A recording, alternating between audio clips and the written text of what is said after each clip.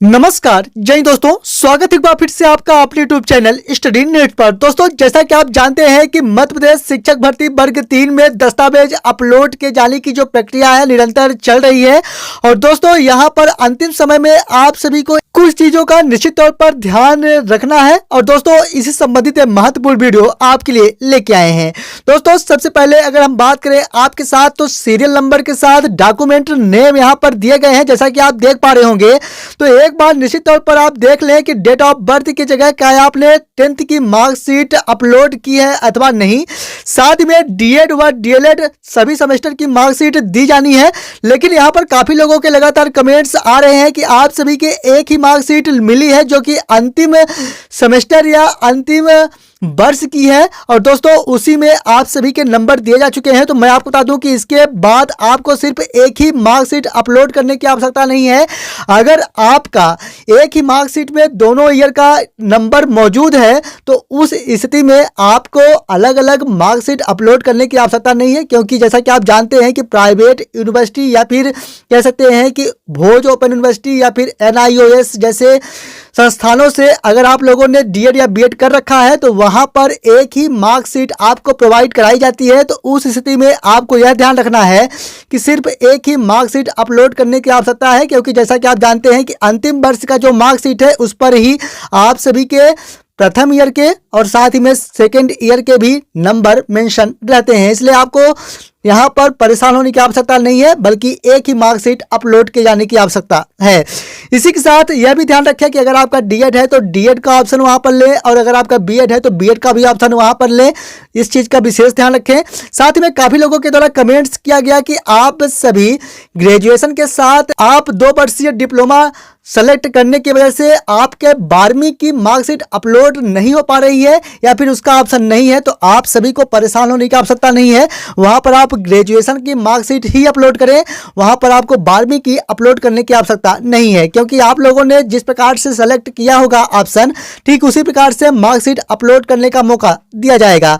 इसी के साथ अगर मैं बात करूं आपके साथ, तो काफ़ी लोग इस प्रकार के कमेंट्स कर रहे हैं कि आप सभी डीएड के साथ 12वीं ही कर पाए हैं, लेकिन आप लोगों ने ग्रेजुएशन कर रखा नहीं है, इसके बाद भी ग्रेजुएशन अपलोड किए जाने की स्थिति बन रही है। तो उस स्थिति में क्या करें? तो फिलहाल मैं आपको बता दूं कि यहाँ पर आपसे फॉर्म फिल करते समय गलतियाँ हुई हैं, लेकिन अगर आपके पास अभी फिलहाल ग्रेजुएशन की मार्कशीट नहीं है तो उस स्थिति में आप 12वीं की ही अपलोड करें।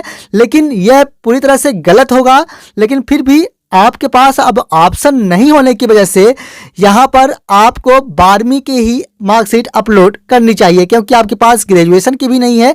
हालांकि उस स्थिति में आपके दस्तावेज सत्यापन में सुधार किए जाने का मौका मिल सकता है, लेकिन हम श्योरिटी नहीं दे सकते, क्योंकि इस प्रकार की कंडीशंस अभी तक बनती हुई दिखाई नहीं दी है।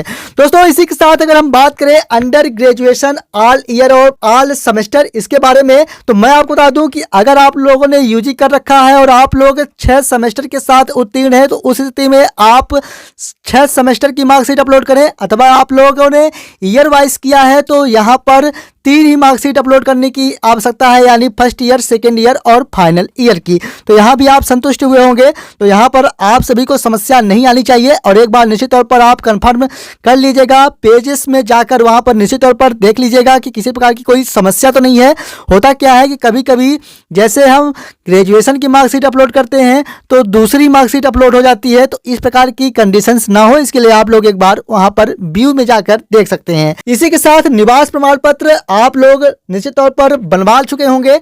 यहाँ पर निवास प्रमाण पत्र के लिए कोई भी क्राइटेरिया नहीं रहती कि आपका निवास प्रमाण पत्र कितने साल का हो, बल्कि एक ही बार बनाया जाता है, जैसा कि आप जानते हैं 18+ के बाद।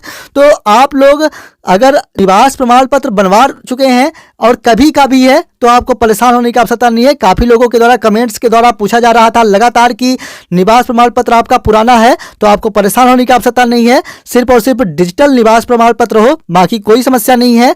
उसके लिए इस प्रकार की कोई भी समय सीमा निर्धारित नहीं होती कि कितने साल पुराना है। इसी के साथ EWS सर्टिफिकेट अगर आपका नया है तो वही आप EWS सर्टिफिकेट अपलोड करें, यानी 2023 2023-24 वित्तीय वर्ष की स्थिति का ही आप EWS सर्टिफिकेट अपलोड करें। ऐसा ना हो कि आप 2022-23 वित्तीय वर्ष का सर्टिफिकेट अपलोड करें। यहाँ पर यह विशेष ध्यान रखना है, अगर आप लोगों का नहीं बन पाया है किसी कारणवश, तो वहाँ पर जब आप लोगों ने लोक सेवा केंद्र में आवेदन कराया होगा तो उसका एक रिसिप्ट आप सभी को मिला होगा, तो उसे भी आप अपलोड कर सकते हैं। लेकिन ध्यान रहे कि दस्तावेज सत्यापन के समय आपके पास EWS सर्टिफिकेट निश्चित तौर पर होना चाहिए। इसी के साथ अगर हम बात करें कि अगर आप गेस्ट हैं, उस स्थिति में आपको ध्यान रखना है कि जितने साल का आप सभी ने अनुभव के लिए अपलोड कर रखा है उतने साल का ही मांगा गया है, और आप सभी को परेशान होने की आवश्यकता नहीं है, क्योंकि काफी लोगों के द्वारा पूछा जा रहा है कि क्या आपका अनुभव जो है वह डिजिटल सिग्नेचर के साथ कंप्लीट है, तो उस पर आपके संकुल स्तर से या आपके संस्था प्रमुख से भी उस पर सील लगाए जाने की आवश्यकता है और साइन किए जाने की आवश्यकता है। तो मैं आपको बता दूं कि अगर आपके अनुभव प्रमाण पत्र में डिजिटल सिग्नेचर हो चुके हैं जिला शिक्षा अधिकारी स्तर से, तो आपको कुछ भी करने की आवश्यकता नहीं है, वह आपका पूरी तरह से कंप्लीट है। सीधे आपको डाउनलोड करने के बाद अपलोड करने की आवश्यकता है। तो दोस्तों, इस प्रकार से आप एक बार निश्चित तौर पर क्रॉस चेक कर लें ताकि किसी प्रकार की कोई समस्या ना हो। इसी के साथ अगर हम बात करें आपके साथ कि सरनेम की जो समस्या है, काफी लोग कमेंट्स के द्वारा पूछ रहे हैं कि सरनेम में किन्हें डॉक्यूमेंट अपलोड करने की आवश्यकता है और किन्हें नहीं। तो जैसा कि आप लोगों ने देखा होगा कि सरनेम जहां पर आप सभी को डॉक्यूमेंट अपलोड करना है वहां पर स्टार नहीं बना हुआ है। इससे यह स्पष्ट होता है कि जिन्हें सरनेम की आवश्यकता है यानी चेंजेस हुए हैं, यानी अगर पहले कोई मिश्रा था फिर तिवारी हुआ, तो यहां पर इस प्रकार की अगर कोई टर्म और कंडीशंस हुई है, या फिर कह सकते हैं कि अगर महिलाओं में शादी के बाद सरनेम चेंज हुआ है, उसी स्थिति में यहाँ पर डॉक्यूमेंट अपलोड किए जाने की आवश्यकता है, अन्यथा उसमें किसी प्रकार की कोई भी अपलोड की आवश्यकता नहीं है, यानी उसको आप छोड़ दीजिए। इसी के साथ 12 के बारे में हम बात कर ही चुके हैं कि 12वीं के मार्कशीट अगर आपके पास थी और आप लोगों ने फॉर्म भरते समय ग्रेजुएशन ले रखा है, तो ग्रेजुएशन के ही मार्कशीट आपको अपलोड करने की आवश्यकता है।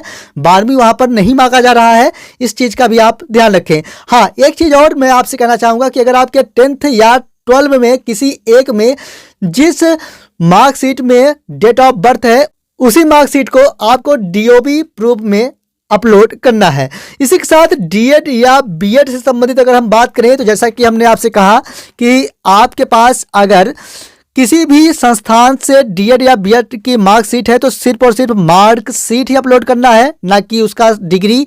तो कहने का तात्पर्य यह है कि यहाँ पर फाइनल मार्कशीट अपलोड की जानी है आपके द्वारा। अगर आपका सेमेस्टर वाइज मार्कशीट मिला है तो उसे भी आप अपलोड कर सकते हैं, या ईयरली मिला है अलग अलग, यानी फर्स्ट ईयर का भी अलग मिला है, सेकेंड ईयर का अलग मिला है, तो उसे भी आप कर सकते हैं।